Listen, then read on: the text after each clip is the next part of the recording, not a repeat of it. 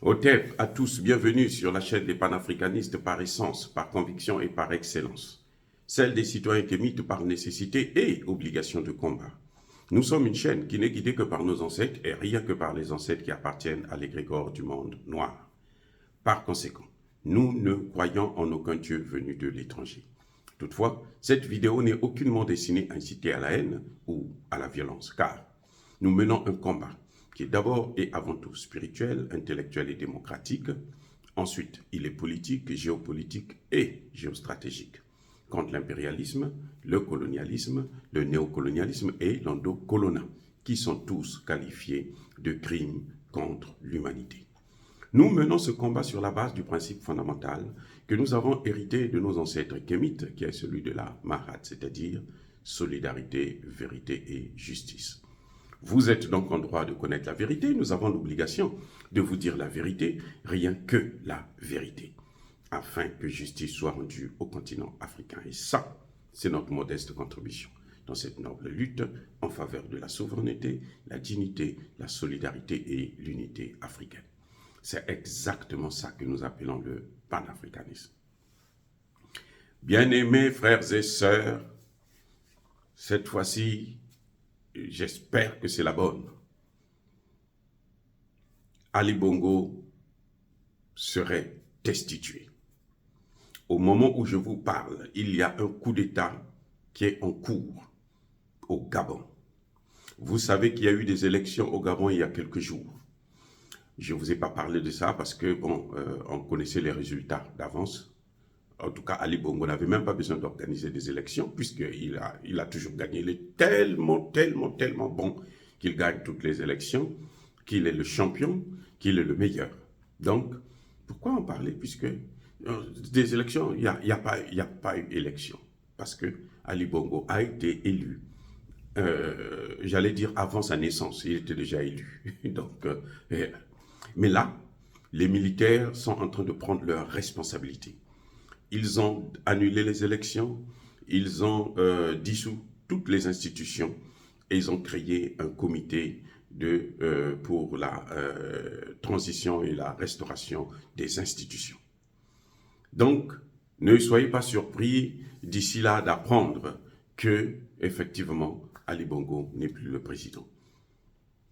On attend maintenant quelle sera la réaction du parrain français, puisque Emmanuel Macron, c'est lui qui veut régler les problèmes de l'Afrique. J'espère qu'il va quitter le Niger pour venir maintenant au Gabon. Et quand il va quitter le Gabon, il va remonter vers la Côte d'Ivoire ou le Sénégal. Parce que l'Afrique est en ébullition. L'Afrique, la jeunesse africaine s'éveille. Et elle ne veut plus tolérer qu'il y ait comment dirais-je, usurpation de son pouvoir à lui. Un pillage des matières premières, une présence militaire française et encore et surtout le franc CFA. Donc, nous espérons que ces militaires vont aller jusqu'au bout de leur logique parce que ça fait près de 50 ans que les Bongos sont en train de gouverner ce pays à leur manière. Et les militaires ont justifié cela parce que vous le savez, Bongo, juste avant les élections, la veille, il avait suspendu l'Internet. Donc, il n'y a plus de contact. Les médias et les observateurs étrangers, aucun n'a participé, n'a observé ces élections. Ça, par contre, c'est tout à fait normal. Hein. RFI France 24, eux, ils viennent pour protéger les intérêts de la France. Et s'il faut que les Gabonais s'entretuent, ce n'est pas leur problème. Donc, pour ce point, il faut reconnaître que là, Ali Bongo avait vu juste. Seulement, en ce qui concerne l'Internet, non, je pense que ça ne devrait pas se faire ainsi. Il fallait laisser la liberté des gens d'être informés parce qu'il n'y a pas que des Gabonais au Gabon. Il y a aussi des Gabonais à l'étranger qui ont besoin de savoir ce qui se passe, qui ont de la famille, qui veulent savoir la santé de leurs parents, ainsi de suite.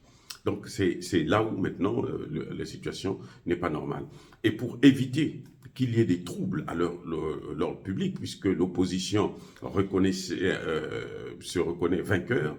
L'opposition a dénoncé des fraudes massives, hein, comme d'habitude, parce que ça a toujours été comme ça. Et tout le monde se souvient de la précédente élection d'Ali Bongo, où, bien entendu, il y a eu des choses qui se sont passées, il y a eu plusieurs morts. Donc l'armée, cette fois-ci, s'est dit, pour éviter qu'il y ait des morts, alors on arrête tout, nous on prend nos responsabilités et nous allons réorganiser le pays. Et c'est ça qui est en train de se passer actuellement au Gabon.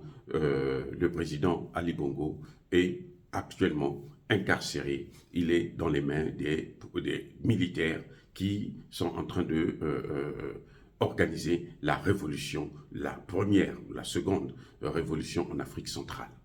Et je pense qu'ils auront le soutien de la population. Et c'est ça que tout le monde attend. Maintenant, quelle sera la réaction de la population et quelle sera la réaction de la communauté internationale qui a toujours enfoncé le Gabon, qui a toujours détruit le Gabon, notamment les puissances de l'OTAN qui viennent au Gabon pour puiser les matières premières et affamer et appauvrir une nation. Alors, bien-aimés frères et sœurs, encore une fois, est-ce que dire cela, c'est inciter à la haine ou à la violence? Non, nous devrons vous donner l'information. Nous sommes sur le terrain, donc malgré le manque d'Internet, nous sommes sur le terrain et nous faisons de notre mieux pour vous donner les informations en temps réel. Le Gabon en ébullition, le Gabon, il y a aujourd'hui un coup d'État en cours actuellement. Encore une fois de plus, bien-aimés frères et sœurs, soyez bénis, abondamment bénis par le Dieu des Kémites et par nos ancêtres angélisés. Mais que tous ceux qui persécutent le continent africain, le pillent et le déstabilisent, qu'ils soient noirs, blancs, chinois, arabes, indiens, qui qu'ils soient maudits, punis, foudroyés, neutralisés, écrasés, effacés par ce Dieu des Kémites et par nos ancêtres angélisés. Vive l'Afrique éternelle, j'ai dit et j'assume.